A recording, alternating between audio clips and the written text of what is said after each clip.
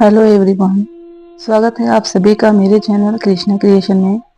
आज हम इस वीडियो में अमरनाथ की कथा को सुनेंगे और उनसे जुड़ी हुई बहुत सारे तथ्यों को भी जानेंगे। तो वीडियो में लास्ट तक बने रहिए और अगर वीडियो पसंद आए तो चैनल को सब्सक्राइब करके बेल आइकन को प्रेस जरूर कर दीजिएगा फ्रेंड।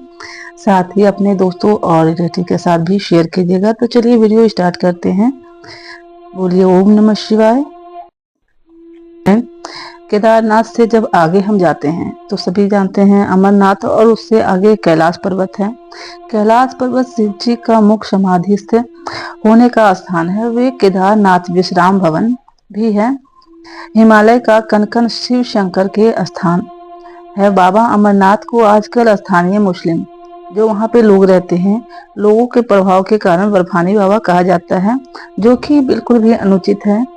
उन्हें बर्फानी बाबा इसलिए नहीं कहा जाता है कि उसके स्थान पर प्राकृतिक रूप से बर्फ का शिवलिंग जो है निर्मित होता है, इसलिए उनको बर्फानी बाबा कहा जाता है। शिवलिंग का निर्मित होना समझ में आता है, लेकिन इस गुफा में हिम शिवलिंग के साथ ही एक गणेश पीठ व एक पार्वती पीठ भी हिम के प्राकृतिक रूप में निर्मित होता है। पार्वती पीठ ही शक्तिपीठ स्थल है। यह माता सती के कंठ का निपात हुआ था। पार्वती पीठ 51 शक्तिपीठ में से एक है।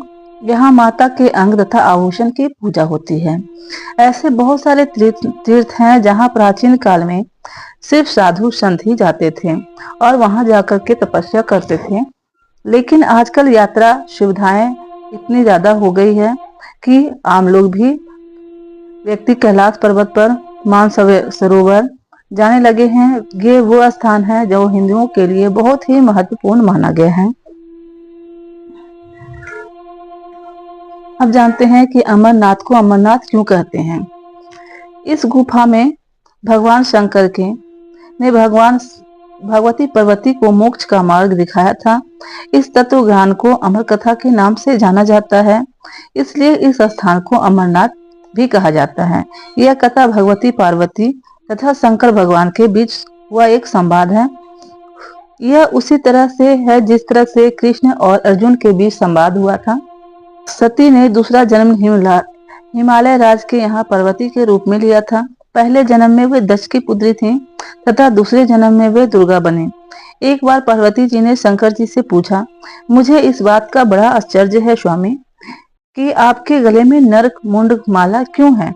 भगवान शंकर ने बताया, पार्वती, जितनी बार तुम्हारा जन्म हुआ है उतने ही मुंड मैंने धारण किए हैं। पार्वती बोली, मेरा शरीर नाशवान है, मृत्यु को प्राप्त होता है, परंतु आप अमर हैं, इसका कारण बताने का कष्ट करें। मैं भी अजर अमर होना चाहती हूँ। भगवान शंकर ने कहा, यह सब अमर कथा के कारण है। यह सुनकर पार्वती जी ने शिव जी से कहा। पार्वती जी ने शिव जी से कथा सुनने के लिए आग्रह किया। बहुत वर्षों तक तो भगवान शिव ने इसे टालने का पूर्ण प्रयास किया, लेकिन जब पार्वती की जिज्ञासा बढ़ गई तब उन्हें लगा कि अब कथा सुना देना चाहिए।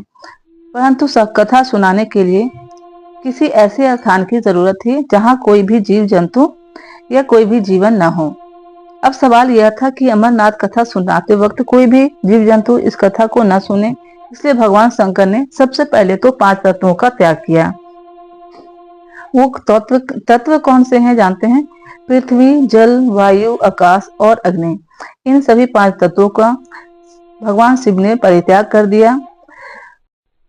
इन पर्वतमालाओं में पहुंच गए और अमरनाथ की गुफा में भगवती पार्वती जी को अमर कथा सुनाने लग गए। अमरनाथ गुफा की ओर जाते हुए वे सर्वप्रथम पहलगांव पहुंचे, जहां उन्होंने अपने नंदी बैल का परित्याग किया।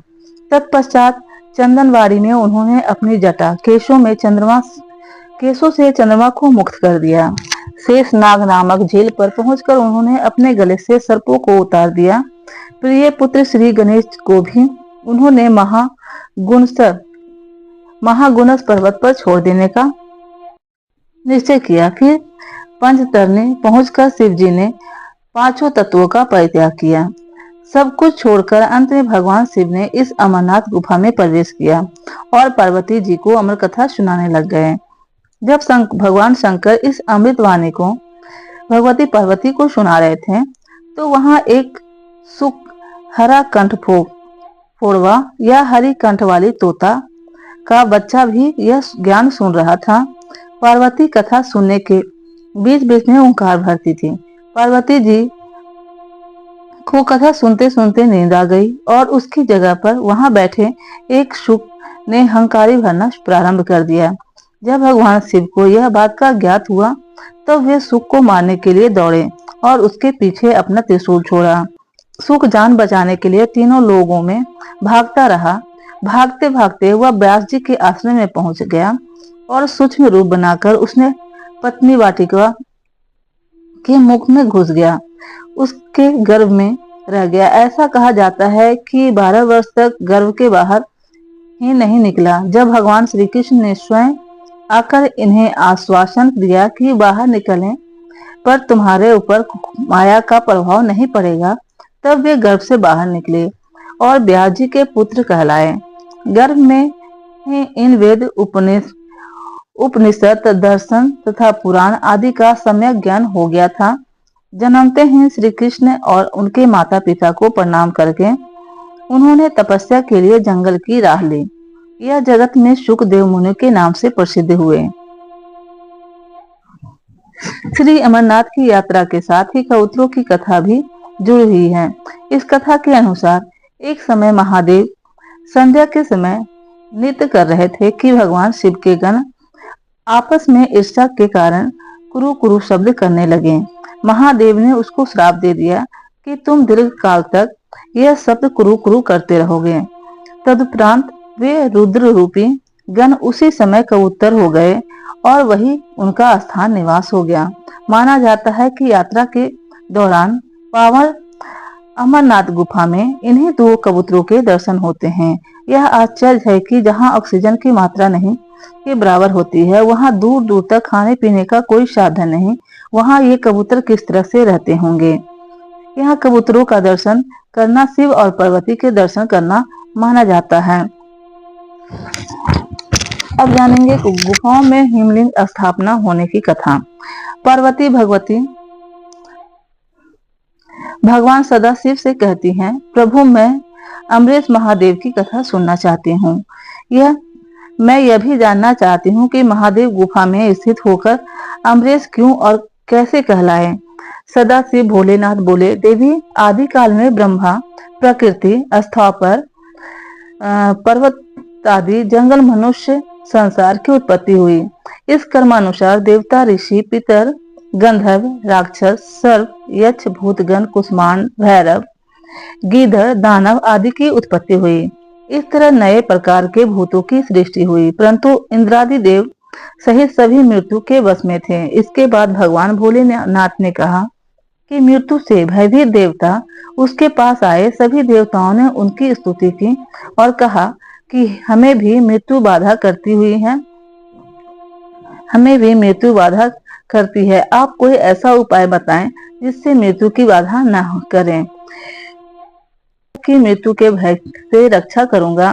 कहते हुए सदाशिव ने अपने सिर पर चंद्रमा का कला का उतार कर निचोड़ और देवगणों को बोला, यह आप लोगों को मृत्यु रोग की औषधि है।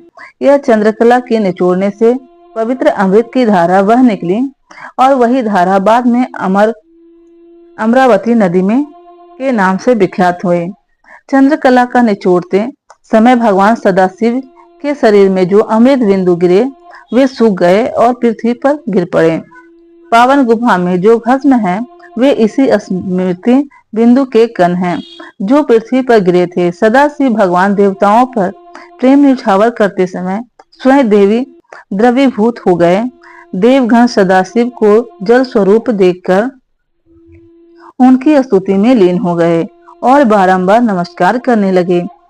भोलेनाथ ने देवताओं से कहा, हे देवताओं, तुमने मेरा गर्भ का लिंग शरीर इस गुफा में देखा है। इस कारण मेरी कृपा से आप लोगों को मृत्यु का भय नहीं रहेगा। अब तुम यहीं पर अमर होकर शिव रूप की प्राप्त हो जाओगे। आज से मेरा यह आनंदी लिंग शरीर तीनों लोकों में अमरीश के नाम से विख्यात होगा।